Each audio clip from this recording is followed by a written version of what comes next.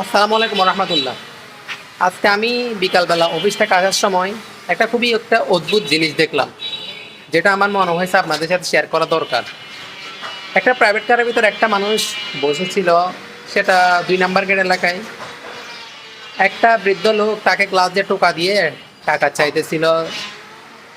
তো ওই মানুষটা তাকে একবার হাত দেখাইছে, কিন্তু ওই মানুষটা, বৃদ্ধ মানুষটা যায় নাই। দ্বিতীয়বার আবারও নক করছে। ওই মানুষটা গ্লাসটা খুলে তাকে অনেক একটা ধমক দিছে। ধমক দেওয়ার পরে বৃদ্ধ মানুষটা মাথা নিচু করে চলে গেছে। ঠিক তার একটু সামনে যাওয়ার পর একটা হয়তো বা মধ্যবিত্ত ফ্যামিলির মানুষ, আমি তাকাই আছি মানুষটাকে দেখি।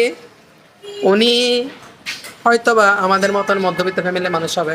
উনি ওনাকে পকেট থেকে বের করে 20 টাকা দিল। তো এই জিনিসটাতে কি বোঝা যায়? আপনার টাকা আছে মানে কিন্তু আপনার সব কিছু নাই। টাকা থাকলে যে সব কিছু থাকবে এমন না।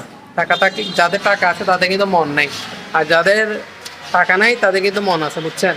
বর্তমানে আমাদের সমাজের বাস্তবতাটা হলো এটাই।